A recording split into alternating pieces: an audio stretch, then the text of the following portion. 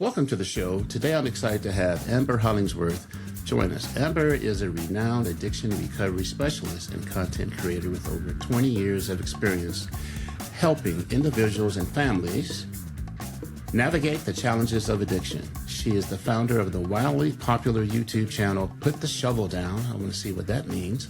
Her work is centered on empowering people to understand that addiction isn't a hopeless condition.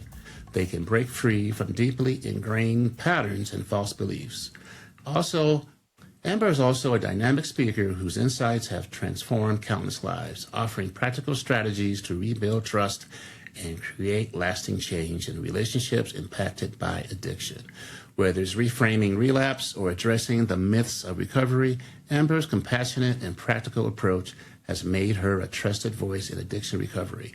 Let's dive into her incredible expertise and insights for rebuilding life after divorce and beyond. Man, I pumped you up, Amber. I feel big time now. I'm feeling good. Tell us a little bit about yourself. Yeah, sure. I have been helping people overcome addiction for more than 20 years now. And for pretty much almost all of those years until just recently, people that have come to see me have not wanted to. They've been leveraged into it, talked into it, legally forced to do it. So I have a lot of experience of helping people who don't want help and getting through to people who either don't think they have a problem or don't think they need help with their problem or don't want to stop. And so I think that's where my expertise is. It's really in how do you engage someone, how do you get through to someone who doesn't want to be gotten through to?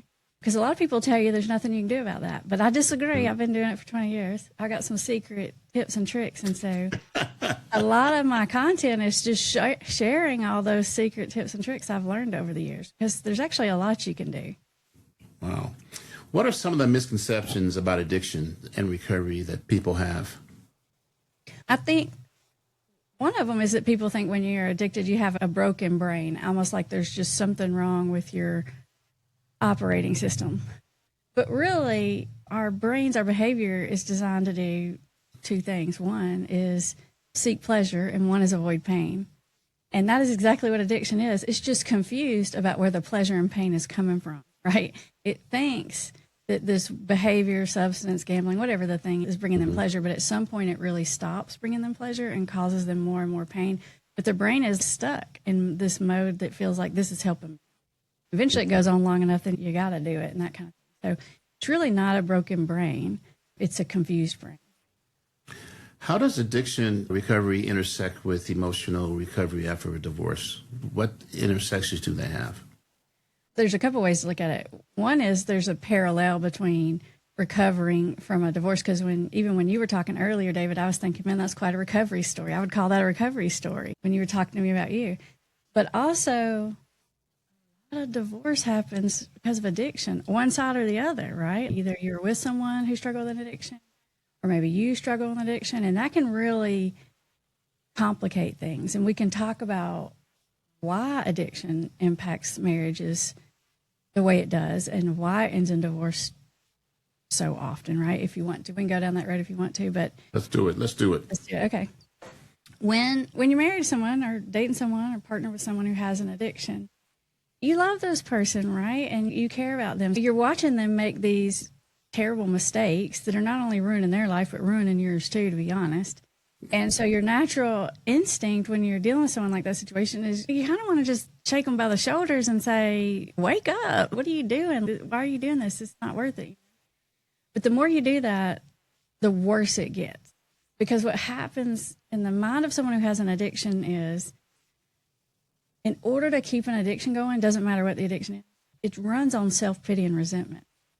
That's the emotional fuel. People worry about giving addicts money. Don't worry about that. Worry about doing what I call playing the villain. Because when someone has an addiction, at first it starts out, you're just trying to help them, right? You're trying to get them, there's a problem, you're trying to get through to them. But the way they perceive that as criticism, control, judgment, nagging, that's the way they perceive it. And so in their mind, you become the villain, which only just validates this confusion that their brain has even more, that the pleasure is coming from this addiction and they see you as the painful situation. And I know this from all these years of working with addicts and alcoholics. When their family member, and there's always at least one, usually more than one family member, and it's always the spouse or the parent if they're not married, that's trying to get through to them, they see their problem as the other person. It's all they can talk about. It's the only thing they're worried about, and they'll never get to worrying about that addiction until the bad guy, the villain, that's not really the villain, but they perceive as the villain, gets out of that villain role. It serves as this distraction for them. It allows them to focus on how you're not treating them right and how you're not doing them right and how you're so mean to them. And that is this big distraction from being able to see what the problem is. And it creates this power struggle that goes on. And you wouldn't believe how many years people with addiction literally keep the addiction going, not even because they want to anymore, but because they're locked into this power struggle. You're not the boss of me. You can't control me. I'm a grown-ass man. I'm a grown-ass woman. Whatever it is, I do what I want. I work hard. Especially, I deal a lot these days with what I call functional addicts and alcoholics. And the ones that I see are real successful. I see a lot of physicians, a lot of business owners, a lot of lawyers, a lot of freaking Ironmen runners. They're smart. They're successful. And if you're trying to tell this person, you're an addict, you're an alcoholic, your life's out of control, they're going to look at you like you're crazy.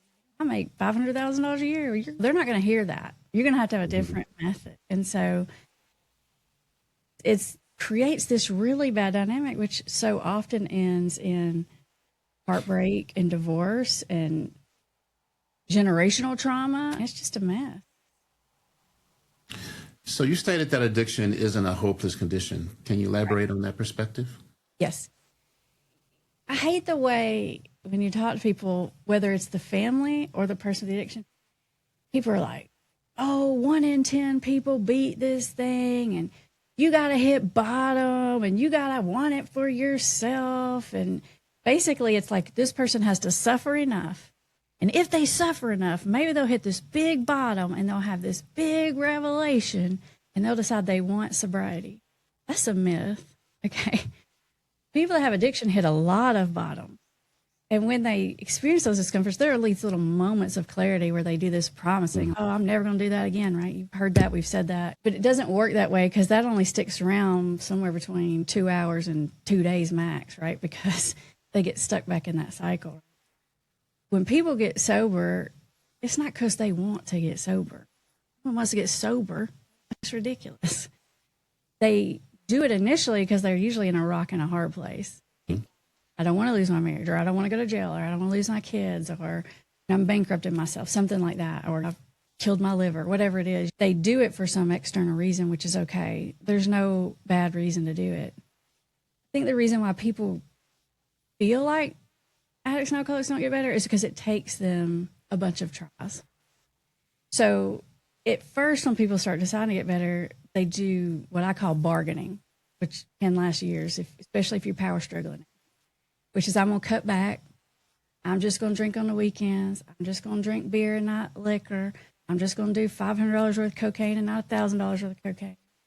They try, and so they say, or they'll do these, I'm going to quit for a month. I'm going to do dry January or whatever. And then they go back, and then they try to cut it back, and then it goes back. The people around them think they didn't mean it. They don't care. They always say that when they don't understand that this is a learning process. And everybody that gets sober goes through this. And if you can lean into it instead of fighting with it, it'll go faster, and they'll figure it out faster, and we'll get on the other side of it. But they're not going to, it's exactly like coming to terms with the end of a relationship. You're going to try a lot of things before you go get a divorce. Yep. The divorce is not the first thing you try. They're not going to divorce their addiction the first thing. They're going to try a lot of things to try to keep this around and save it and keep it in their life somehow. Maybe it's, I'll give up this substance, but I'm going to keep doing this thing, whatever. There's all these ways of bargaining. And what happens to people around you start to fight with you about it. You go to treatment, they fight with you about it. You go to AA, they fight with you about it. Your family fights with you about it. If people would realize that this is actually a good sign, this is a sign that someone realizes that there's some level of problem, if they want to fix it, now you have something to grab onto. You can actually help. You can't skip bargaining, but you can expedite. And the way you expedite it is you lean in. Like when someone says to me, I'm just going to drink on the weekend, or I'm just going to drink beer and not liquor, whatever, these common things people. I said, I think that sounds great. I think that actually would help a lot, right? Because you wouldn't feel hungover during the week. Let's do it, right? We'll put that on your treatment plan, whatever. And I'll say, but don't worry if it don't work. We got plan B, plan C, plan E, whatever. We got you. Let's do it. Because what happens is then they try to do it. And because I've aligned with them about it, and I've said it's okay if it works or doesn't work, they're going to come back and be honest with me. And we can process that. We can figure out, okay, that one didn't work. Let's get to the next one. I see it as a checklist. Let's move it on. Let's get through the, all right, we tried that. Let's try this. All right, let's try this thing. Until eventually people come to the conclusion either they can't manage it, as in do less or whatever, or maybe they can manage it sometimes, which is usually the case. They can manage it sometimes. But it's a lot of freaking work, and it's not even worth it. Because in the end, people say, I just want to socially drink. I just want to be able to have a glass of wine with my steak dinner or whatever. I'm like, I let them try. I'm like, dude, how hard was that? And they're like, man, I did it, but man, I wanted one. I thought about it all the next day, and 3 days later, right, I wanted more and more. And I'm like, is it really worth it? What does one glass of wine do for you? Nothing. People that see me, that's not going to do nothing. Nothing but make you want some more. And so they either figure out they can't do that, it doesn't work, or it's not worth the effort. Man. Right? And so when you join someone and let them come to terms with it, people can and do get on the other side. But even people that most what I call big talk, they're like, I love it. I'm never going to quit doing it. I'm going to, gotta die something. You hear all this big talk. There's a piece of them inside that doesn't want it. So I teach people how to find that piece. And their piece is usually their reason is different than your reason. You may think their reason is stupid, but it doesn't matter because that's the one that's going to get them to change. When you can find that internal motivation and pull it forward instead of trying to cram it in, you get somewhere a lot faster. I see people beat this thing all the time. My goal is to get them to do it before they lose everything, before they hit it. So instead of beating them down, you're walking side by side and then reorganize and try something else. That's very interesting. So how, go ahead. Yeah. I was going to say it's really hard because it feels like you're enabling. But what I'd say to you, if you've ever been in that situation, you've tried everything else. Yeah. And you know that not only has not worked, but made things worse, right? What families want to do is the opposite of what I want to do. They want to fix all the problems that addiction is causing. They want to hire the lawyer. They want to keep paying for school so you don't flunk out. They want to cover for you and tell the kids whatever, right? They want to fix all the messes, all the external problems. Mm-hmm. But inside the relationship, they're pissed at you because of what you're doing. And so they're critical, they're controlling, they're watching you like a hawk, they're treating you like a child. And what that does is it creates a false impression that my life is fine, right? I've still got my job. This is fine. I'm still going to school, whatever. You're my problem. And what I want families to do is reverse that. I want you to let all the problems, let the cards fall whenever possible. It's not always possible, but whenever possible. And it's not going to hurt you to do that. Let those cards fall in place so that I can feel that this isn't working for me anymore. And then be empathetic about it when it happens. So don't fix it and be nice versus fix it and be mean. Because that's what everybody else wants to fix it and then be pissed about. They remind you of what that lawyer costs. They're going to tell you how they told you 100 times not to do that. And every day they're going to remind you. That is the worst formula. That keeps people stuck, keeps people fixated on you're the problem and not other thing isn't working for me anymore, right? Yeah, that's the way you get it done. Well, so how can men over 40 recognize if they have or if they are engaging in a addictive behavior post-divorce? And what is an addictive behavior? What's the definition of addictive behavior? The most basic definition is I keep doing something despite the consequences. On the face of it, it doesn't make sense. The price is too high, right? The consequences outweigh the benefits, and I keep doing it anyway. A good way that you'll know you're stuck in that pattern is because you keep doing it. Bad crap happens. You promise yourself you're not going to let that happen anymore, and it happens again. Over and over. It doesn't mean you're doing it every day. It doesn't mean you can't stop. A better indicator is I have trouble stopping once I start. Wow. Yeah. And so how can they recognize that they're engaging in an addictive behavior post-divorce then? If it's yourself, a lot of people don't recognize it until it's really bad. I got a drink in the morning when I wake up or something. But if you start to recognize that you do more of it than you want to, and you can't consistently control or predict how much is going to happen. I promised myself I was only going to do X, but then I did more, and then I really embarrassed myself, or I texted my ex-girlfriend, and I shouldn't have because I'm in a relationship, all the things. That's the indicator. Don't wait until you can't not do it. That's end stage terminal level addiction. There's no sense in that. We can spot it early and get control of it while you still can, instead of waiting until you can't. Wow. What advice would you give to someone struggling with self-destructive behaviors after significant life change like divorce? What are some of the things they can do? Well, earlier, David, I was telling you the divorce is the ripe for that, right? Whether it's I'm mad about this divorce, I hate my job, the government, whatever, right? We're just mad at something, resentment, which leads to us feeling sorry for ourselves, which pretty much leads to bad decisions, even non-addiction related, right? Ticked off about something, we feel bad about it, and we justify that to make a bad decision. And so divorce is ripe for developing addiction, even if it wasn't there before. I have this guy that I've been seeing, he didn't hardly drink forever. In fact, he was married to an alcoholic woman, so he hated it. He didn't drink at all. Then he got in a relationship after the fact, married to this other woman who broke his heart, and then started drinking after that. So didn't even develop a problem until, probably 40s or early 50s or something, right? Because you're that heartbreak, right? And you start using it to self-medicate. And that's when the game changes on you. When you're using it to self-medicate, that's when it's going to get a hold of you. Yeah. The divorce is ripe for. Why do you believe relapse is part of the recovery process, and how can individuals reframe those setbacks? Because it's like that bargaining phase I was talking about earlier, where people will do these, try to cut back or try to take a week off or a month off or 3 months off or whatever it is, and then they go back to it. So the question is whether they're still bargaining, they're still in a learning process, or whether that's really a relapse. Because I call that, I'm still figuring it out. I wouldn't even call that a relapse. There's that. Then there's this other situation where someone maybe is clean and sober for a period of time, trying to be like in recovery, trying to be sober forever. And then something happens and they mess up. I would call that a relapse. Most of the time when that happens, you feel I've screwed it up, I've ruined it, I got to start all over at day one, I got to go pick up a white chip, everyone's telling you got to start over. If this is me, I've been working with you, and you've got a year sober or 6 months sober or 10 years sober, and you mess up one weekend, I say, we are absolutely not starting over. Heck no. You can't take back your recovery days. Absolutely not. We have come too far. You can't unknow everything you've learned. If you've been sober that long, you mess up, whatever. We're getting right back on it. And maybe if you had 65 days sober and you drank the last 2, I'm not going to give you those 2, but if you're sober today, we'll start. And I call that damage controlling situation, whereas everyone else wants to be like, you got to go back to treatment. You got to start over. You got to start themselves. I'm like, absolutely not.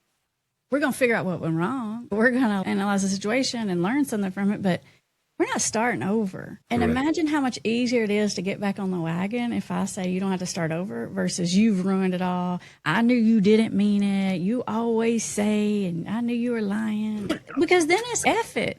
Forget it, man. Bring it on. I've done messed up. Might as well enjoy it. Might as well take it all the way because I'm in trouble, right? Get back to square one.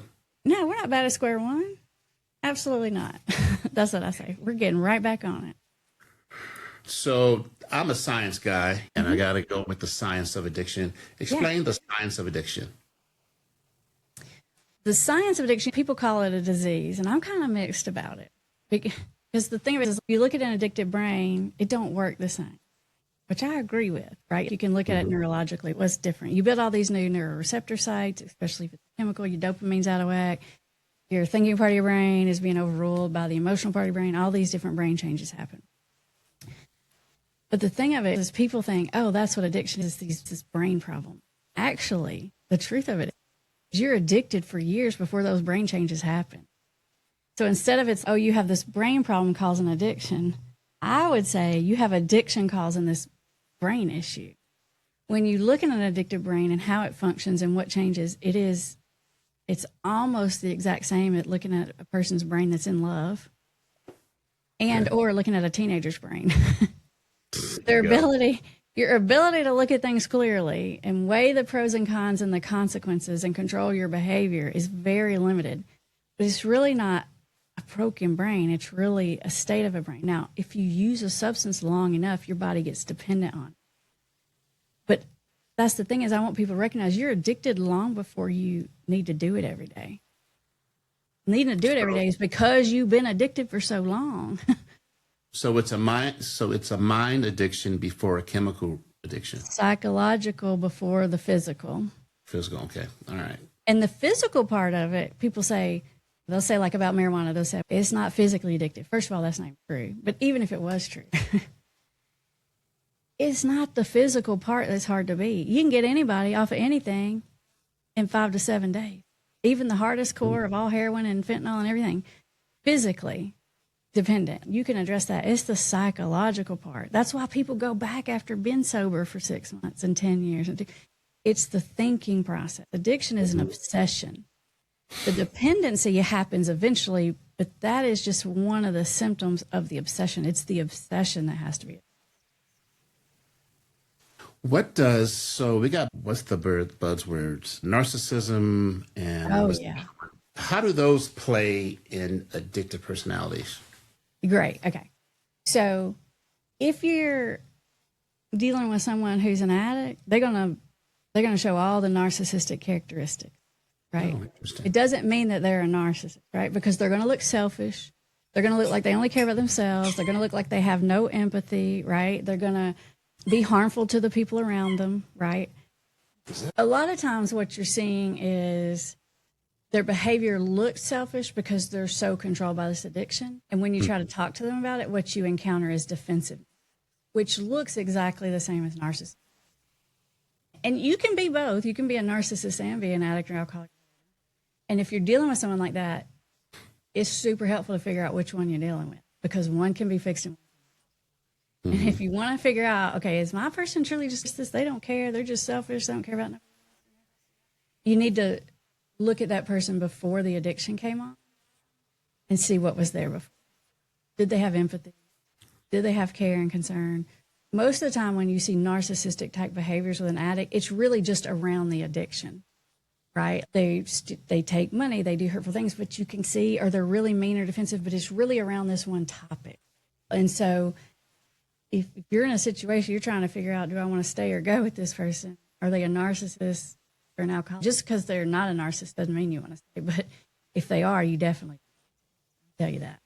But it looks the same on the outside. Just like teenagers look like narcissists, right? Yep. Oh, Because yeah. I said the addictive brain and narcissist, it looks the same, right? Yeah. It's a brain state, and one is a lot more hopeless than the other. What about the gaslighting portion of it? Oh, good question. People that word gaslighting is associated with narcissism, which it can be, but it is really associated with addict or alcoholic. But honestly, I don't think there's anyone that's ever got cornered and called out about anything that hadn't gaslit at one point or the other. Made you, oh, no, man, I did that. Whatever, that was there. We've all done it. It's a defense mechanism. Yeah. And so when you corner up someone with an addiction, it's a reflex. It's like a kid, no, I didn't do it, behind their back. It happens so fast, they hardly even have control of it. That's why I say, if you're dealing with someone, don't say, have you been drinking? If you ask the question, they are immediately going to lie. I mean, I hate to say it, but they almost can't help it. Yep. Say, if you're going to say something, which I'm not even saying you should, I would say, you've been drinking, or I can see that you've been struggling today. Don't even ask the question because you're going to get gaslit. It's coming. It's coming. What happens to the family is they get so caught up in this power struggle. They're literally, because you know they have a problem, they're denying it. They're telling you're crazy. They're saying, well, I only drink because you nag me all the time, all the things. And so you start dealing with that by trying to find all this proof. You think, if I can collect enough evidence, if I can find them bottles in the trash, if I can take a video of you, I'm going to present you with this proof, and then you're going to admit it. That's never happened. Not going to happen. It's not going to happen, right? They're going to get more defensive. They're going to minimize it more. They're going to blame you. They're going to tell you crazy. It didn't even happen. They're going to tell you, you think I'm alcoholic because your mom was alcoholic. You think everyone's alcoholic. They're just going to say anything to deflect that off because they feel cornered. When you corner people, you're going to get gaslit, blamed, darvo, whatever, all the things, right? That doesn't mean it's right for them to do that. I'm just saying there's a way to bypass those defenses to get a lot closer to the truth. Directly calling someone. It's like this. It's like, even when we know we're wrong, if we feel called out, we get defensive. Let's say we're late to work and we know we're wrong. Maybe we've been late to work 5 times in the last week, and our boss says, Amber, are you late to work today? You got to do something about it. I may know I was totally wrong, but I am going to say, probably, may or may not say, but I'm definitely going to think, you don't understand, I got kids and there was traffic and you don't even have kids and you don't even know what school drop-off's like and blah, blah, and I'm dealing with this crazy ex and they were supposed to pick them up. That's what I'm going to say and think. I'm going to gaslight, I'm going to blame, I'm going to rationalize, minimize. When you come at someone like that, you can pretty much expect that. Depends on their personality, whether they'll say it or not. Some people that are people-pleasing, they'll say, yeah, man, I'm sorry, I shouldn't have done that. Even when they say that, they're still thinking the defense. It's a natural human reaction. Don't let it fool you when they say the right thing. They don't mean it. Oh, man, that was interesting. Explain, put the shovel down. Yes. It is an old recovery saying. It means you hit your bottom when you put your shovel down. Quit digging, right? You don't have to burn every bridge. You don't have to lose everything. You don't have to mess up your whole family. You can say, you know, I don't like where this is going. I can be done with this whenever I decide. This whole idea of waiting for bottom gets people killed. Wow. It causes a lot of needless suffering. People will be trying to get sober and someone else will come along in a program and tell you, you hadn't hit bottom, you're not done yet. They'll believe it. That's the dumbest thing. You don't have to hit bottom. You just have to know you're headed that way. Yep. So my men have about a half-hour attention span, and we're almost there. Give me your pearls for my guys listening. Give me a couple of pearls.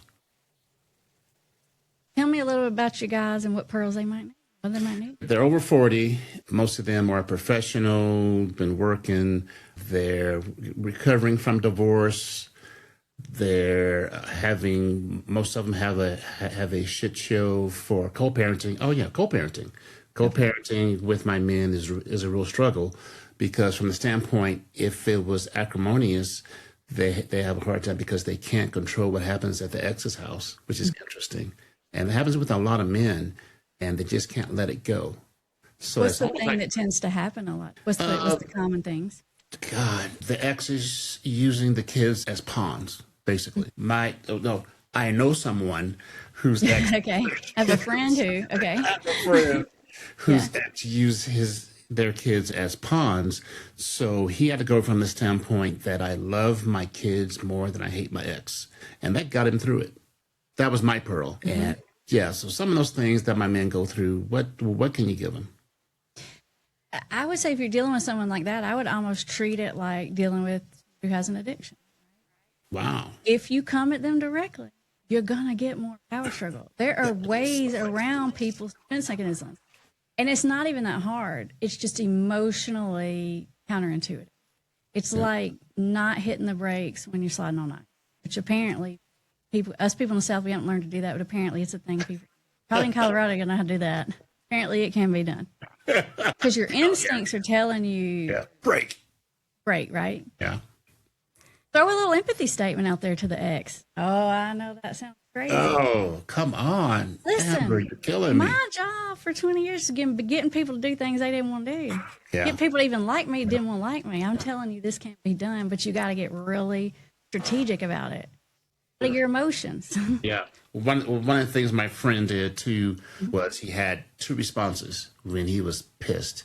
There was the capital K and a small K. So depending on how he felt, he texts back the small K or the capital K. And then it kind of diffused because they couldn't drag you into it. Yeah. So yeah, but oh man, just thinking about that now, my friend, he was a good guy. Is a good guy. But Amber, I appreciate this. You have given us a lot of tools and things to think about addiction and the crossover with divorce recovery. Where can my men find you on the internet? I'm everywhere like everybody else, but the best place to find me is on YouTube at Put Shovel Down. hit that bomb and you put the pill down. If you've been dealing with some level of addiction, maybe you don't even call it addiction, but you're like, it's a bad habit, or you're dealing with someone else who has one, there's a lot of helpful information there for you. I will pretty much show you almost everything you'll find there is probably the opposite. So if you want to hear something different.